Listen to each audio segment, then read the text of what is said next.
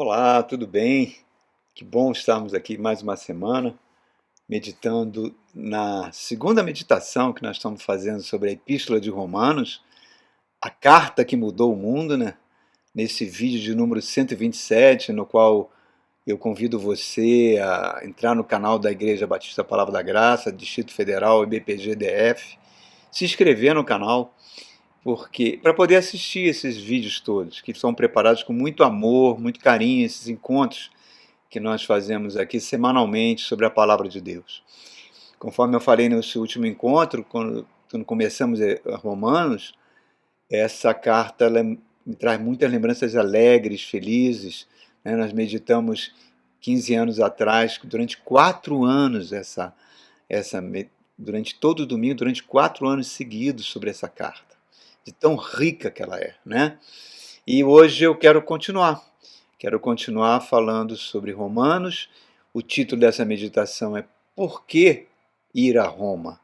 Né? O apóstolo Paulo vai nos dizer o porquê ele queria ir a Roma. E vamos ler aí a partir do verso 8 até o verso 15. Então, à medida que nós formos falando, nós vamos lendo os versos, tá bom? Então, olha só, Romanos, nós falamos no último encontro, que ela mudou o mundo. Mudou o mundo, as navegações, o que aconteceu depois da Reforma Protestante, as guerras na Europa, a conquista dos Estados Unidos, estabelecimento, tudo isso teve, e todos os movimentos de guerras que aconteceram depois na Europa, de uma forma ou de outra, teve alguma coisa de má interpretação que foi feita sobre Romanos, né?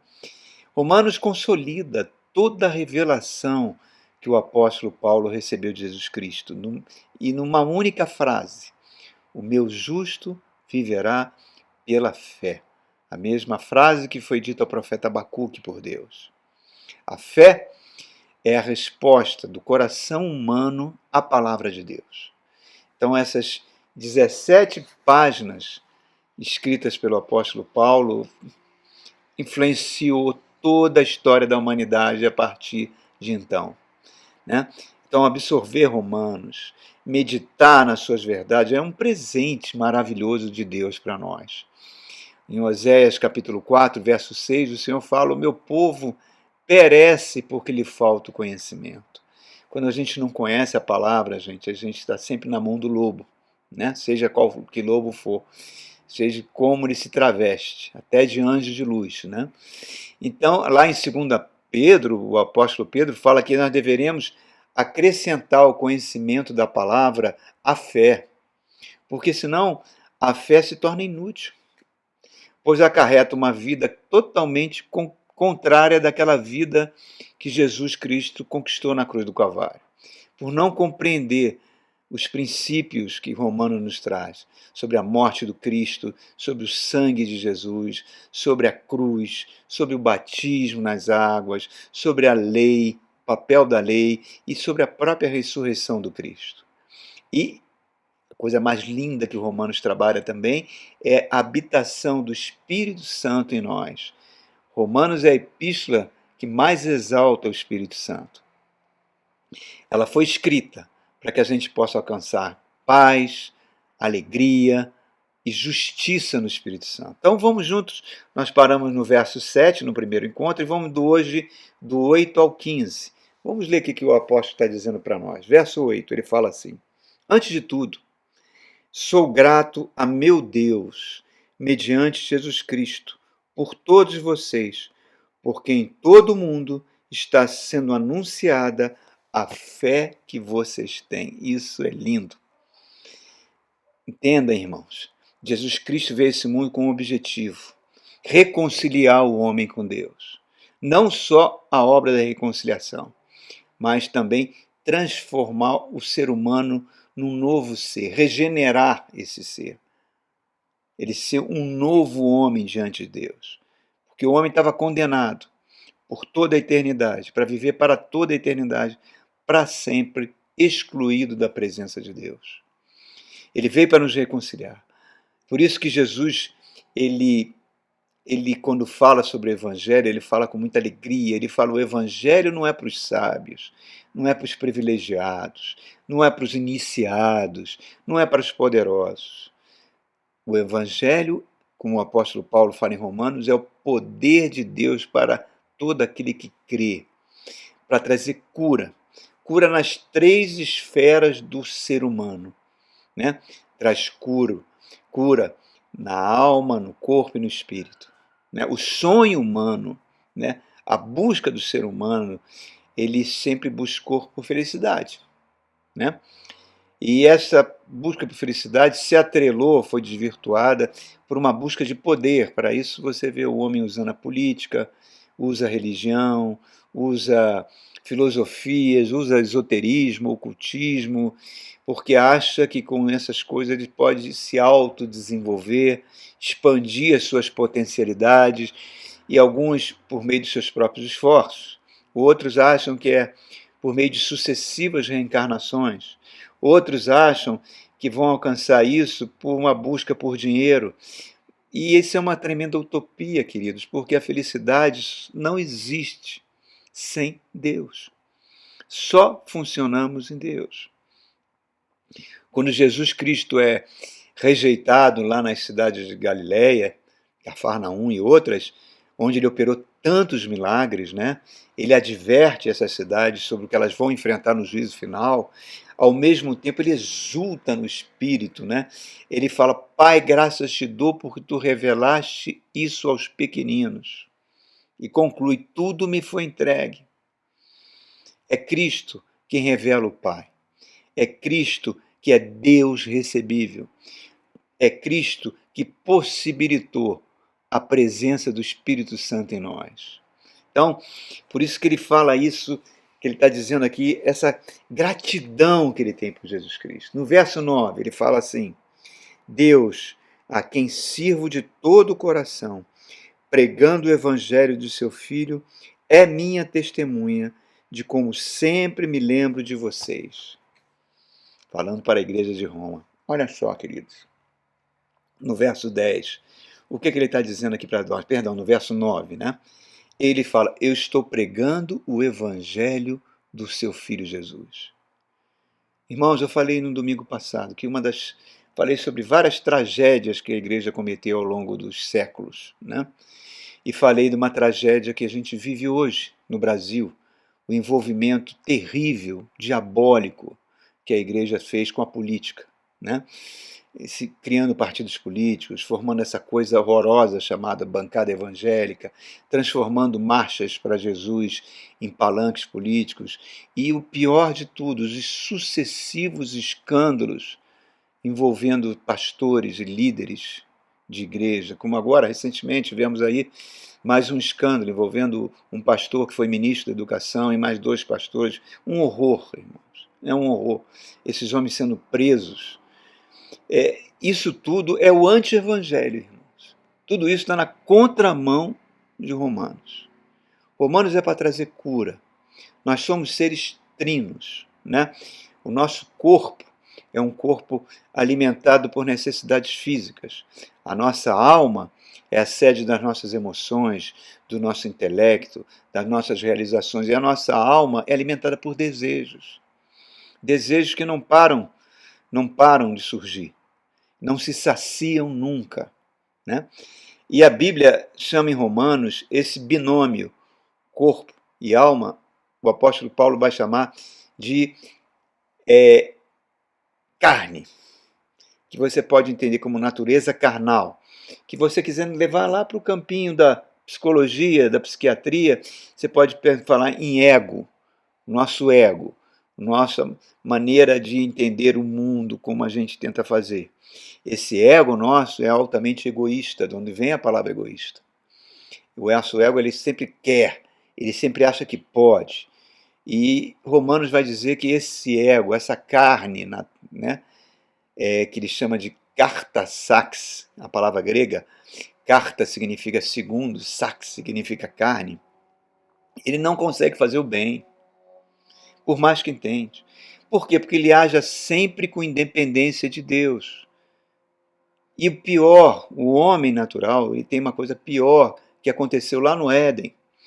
O espírito do homem, que a Bíblia chama em algumas passagens de o homem interior, que você pode entender como o verdadeiro eu humano, que recebeu, que foi injetado no homem pelo sopro de Deus desde o Éden, né?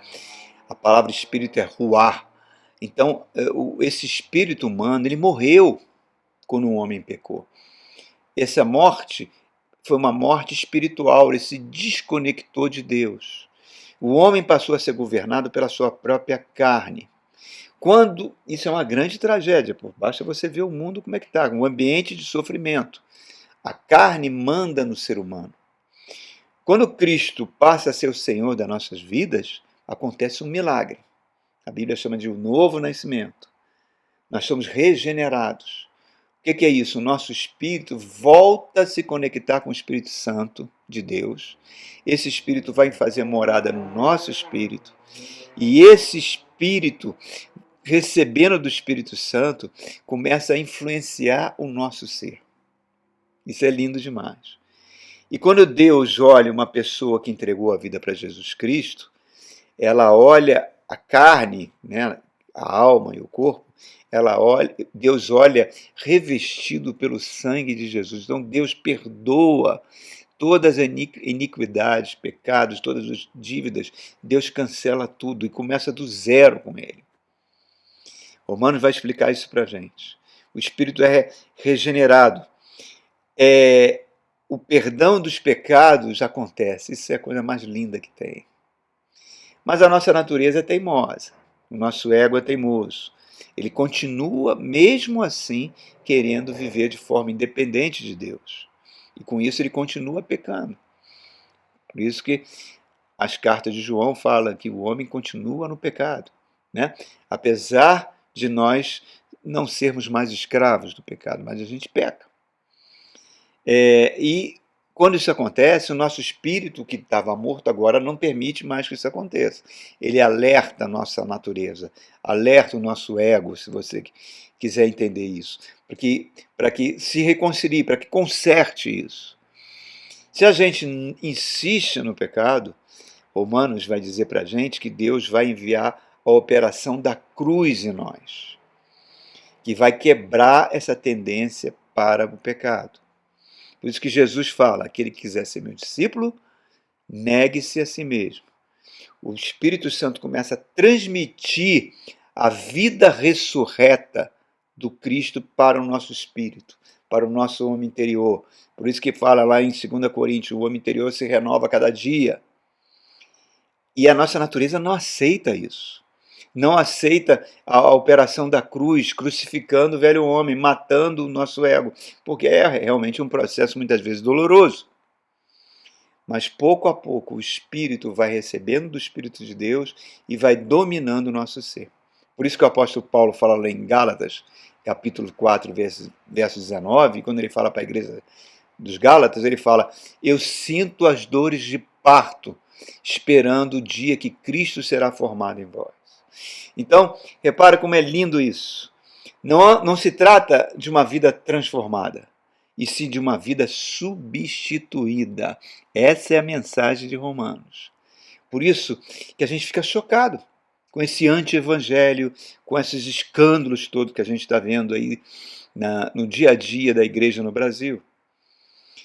Por quê? Porque o nosso espírito não aceita isso. O Espírito Santo conhece a mente do Pai e vai nos ensinando até a orar, porque a gente não sabe nem orar direito, não sabemos orar como convém. Diz que o Espírito intercede por nós por gemidos inexprimíveis.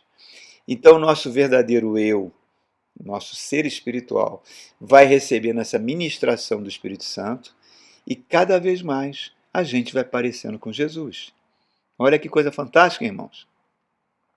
E a palavra vai produzindo fé em nós.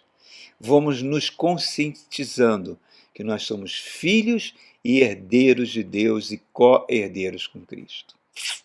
Não é bacana?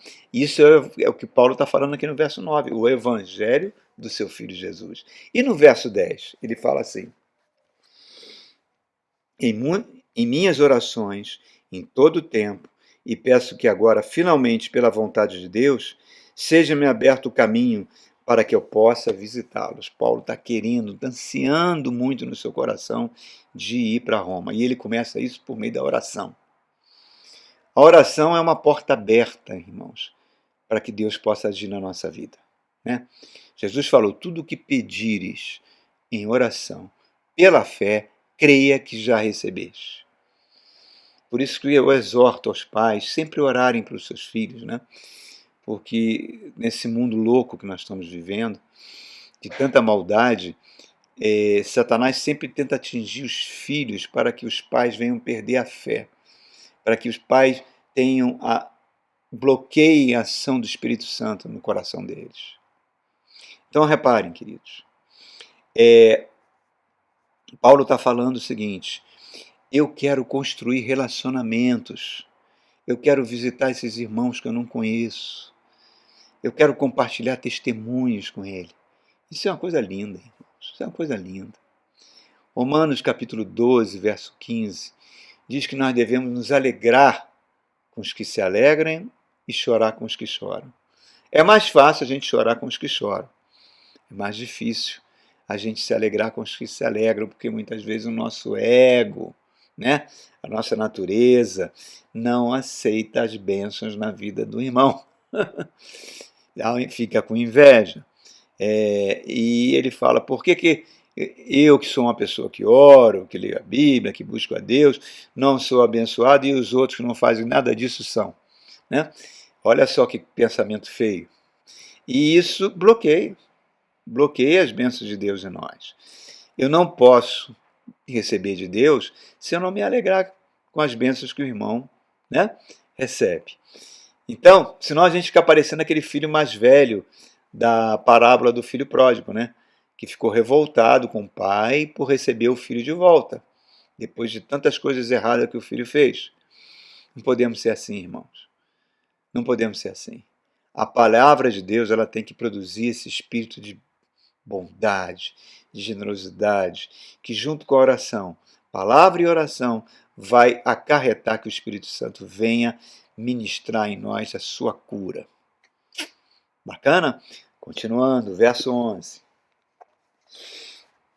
Fala assim o apóstolo: anseio vê-los, a fim de compartilhar com vocês algum tipo de dom espiritual para fortalecê-los.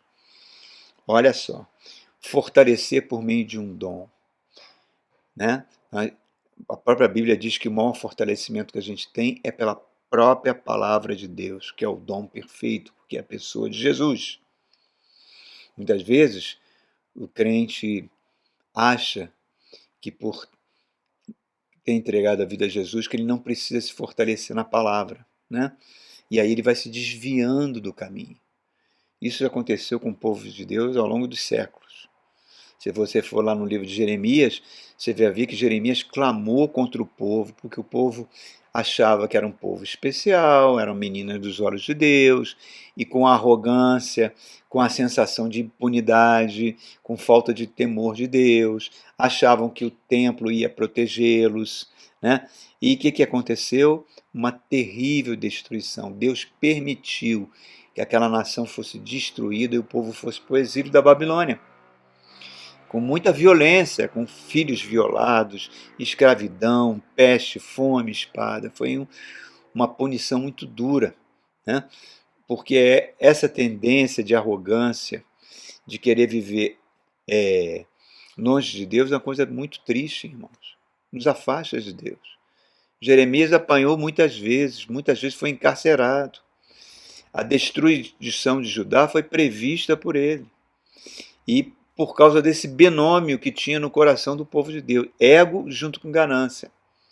Esses dois causam todas as mazelas que nós temos, né?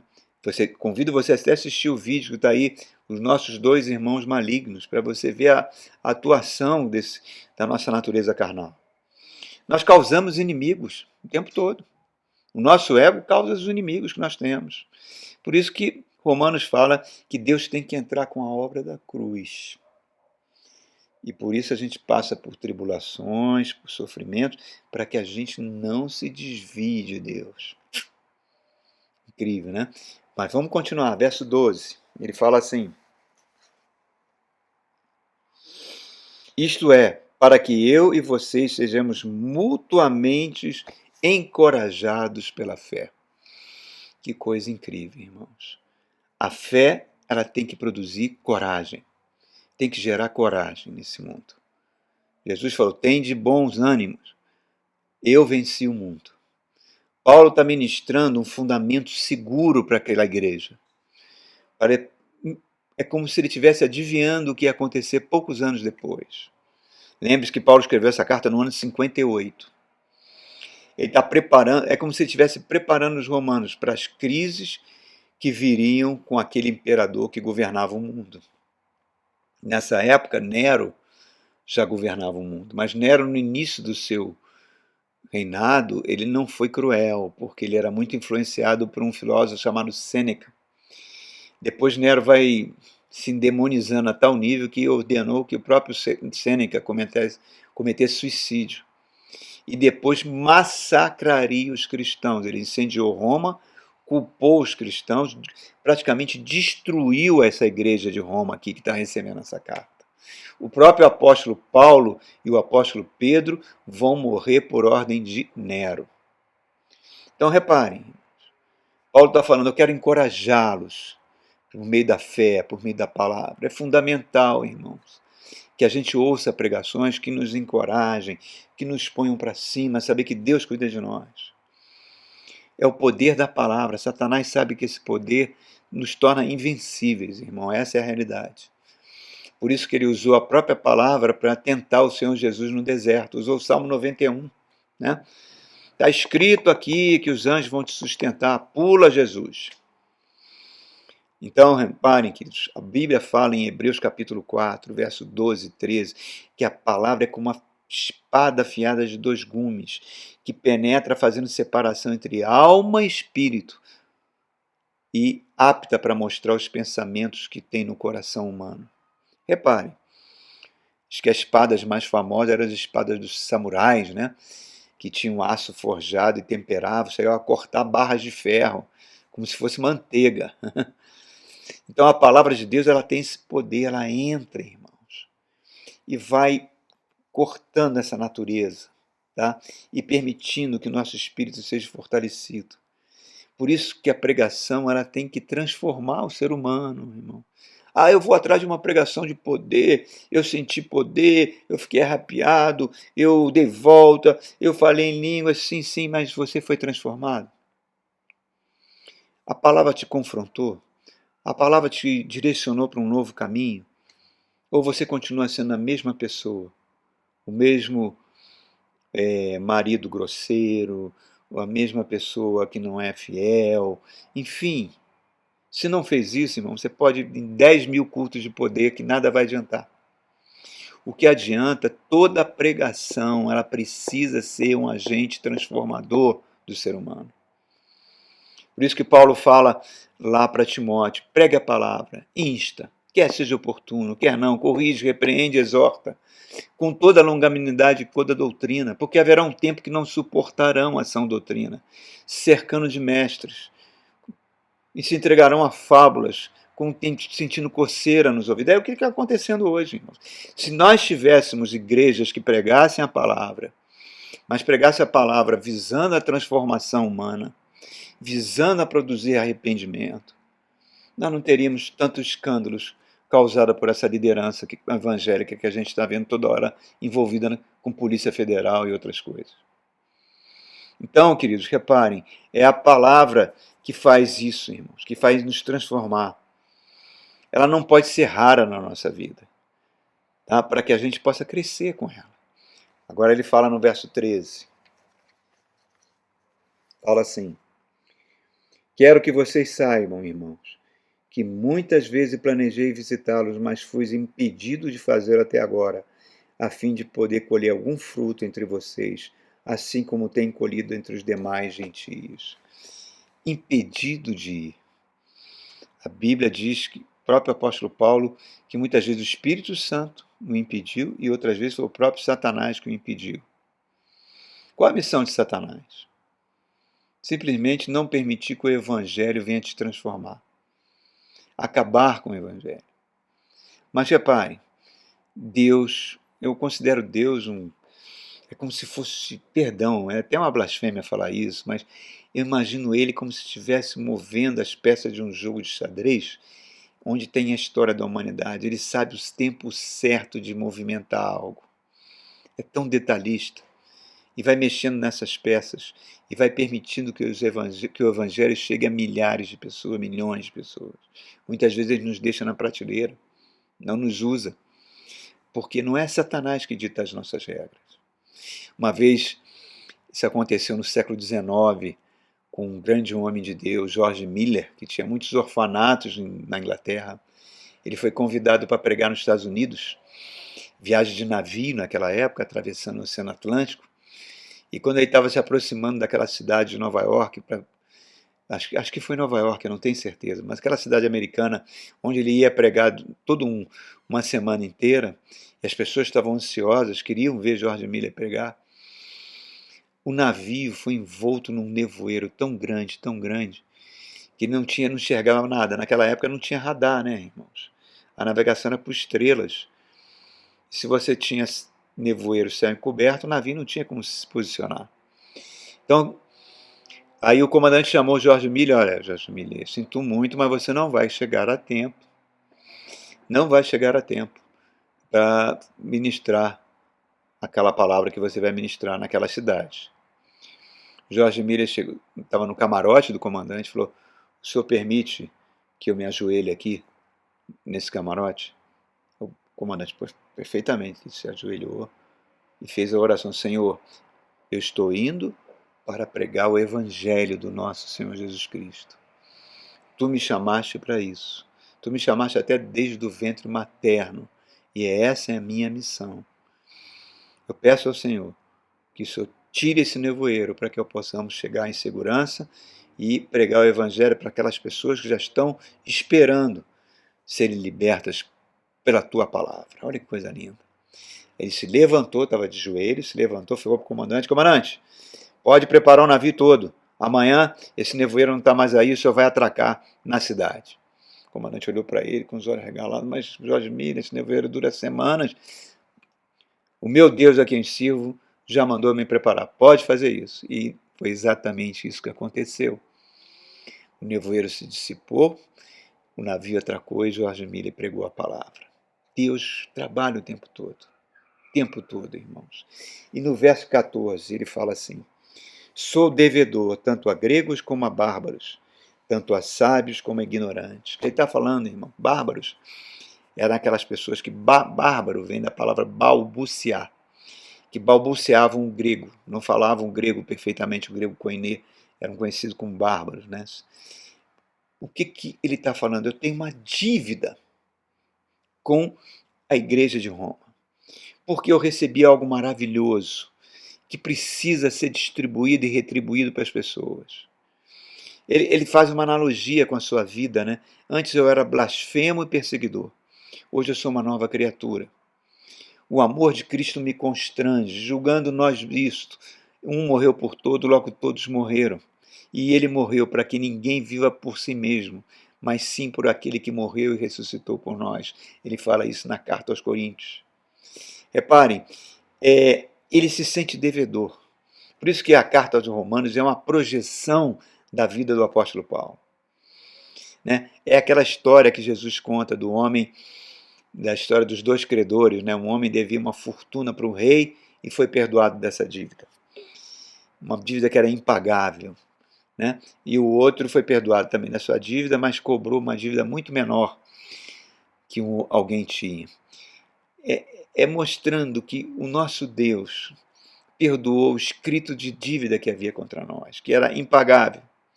Então, que maior gratidão eu tenho do que falar de Jesus, falar do nosso Senhor Jesus Cristo.